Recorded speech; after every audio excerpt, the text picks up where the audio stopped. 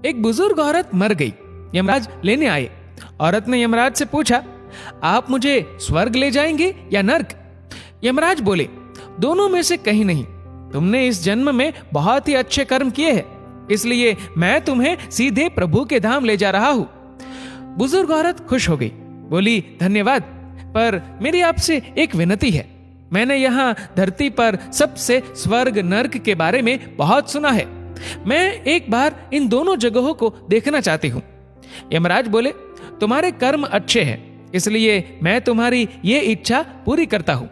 चलो हम स्वर्ग और नर्क के रास्ते से होते हुए प्रभु के धाम चलेंगे। दोनों चल पड़े। सबसे पहले नर्क आया। नर्क में बुजुर्ग औरत ने जोर जोर से लोगों की रोने की आवाज सुनी। वहां नर्क में सभी लोग दुबले पतले और बीमार दिखाई दे रहे थे। औरत ने एक आदमी से पूछा, यहाँ आप सब लोगों की ऐसी हालत क्यों है? आदमी बोला, तो और कैसी हालत होगी? मरने के बाद जब से यहाँ आए हैं हमने एक दिन भी खाना नहीं खाया। भूख से हमारी आत्माएं तड़प रही है। बुजुर्ग औरत की नजर एक विशाल पतीले पर पड़ी, जो कि लोगों के कद से करीब 100 फीट ऊंचा होगा। उस पतीले के ऊपर एक विशाल चम्मच लटका हुआ था। पतीले में से बहुत ही शानदार खुशबू आ रही थी। बुजुर्ग औरत ने उस आदमी से पूछा, इस पतीले में क्या है? आदमी मायूस होकर बोला, यह पतीला बहुत ही स्वादिष्ट खीर से हर समय भरा रहता है। बुजुर्ग औरत ने हैरानी से पूछा, इसमें खीर है तो आप लोग पेट भर के ये खीर खाते क्यों नहीं?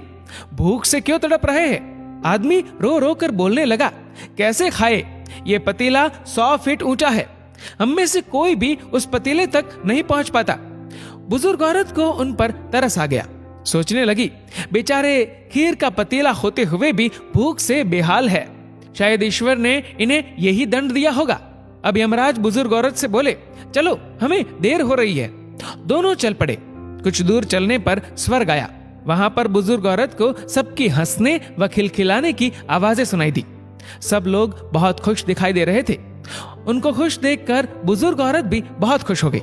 पर वहां स्वर्ग में भी बुजुर्ग औरत की नजर वैसे ही 100 फीट ऊंचे पतीले पर पड़ी जैसा नर्क में था। उसके ऊपर भी वैसा ही चम्मच लटका हुआ था। बुजुर्ग औरत ने वहां लोगों से पूछा, इस पतीले में क्या है? स्वर्ग के लोग बोले कि इसमें बहुत टेस्टी खीर है। बुजुर्ग औरत हैरान हो गई। उनसे बोली, पर यह पतीला तो 100 फीट ऊंचा है, आप लोग तो इस तक पहुंच ही नहीं पाते होंगे। उस हिसाब से तो आप लोगों को खाना मिलता ही नहीं होगा।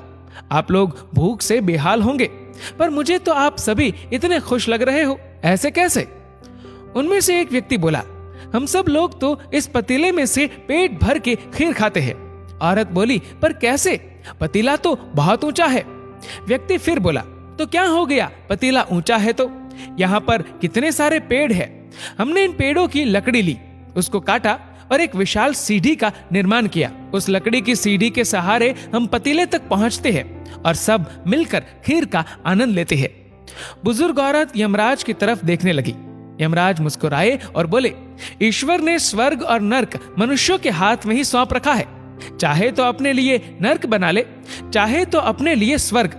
ईश्वर ने सबको एक समान हालातों में डाला है। उसके लिए उसके सभी बच्चे एक समान है। वो किसी से भेदभाव नहीं करता। वहां नर्क में भी पेड़ पौधे सब थे, पर वो लोग खुद ही आलसी है। उन्हें खीर हाथ में चाहिए। वो कोई कर्म नहीं करना चाहते, कोई मेहनत नहीं करना चाहते, इसलिए भूख से बेहाल है। क्योंकि यही तो ईश्वर की बनाई इस दुनिया का नियम है। जो कर्म करेगा, मेहनत करेगा, उसी को मीठा फल खाने को मिलेगा।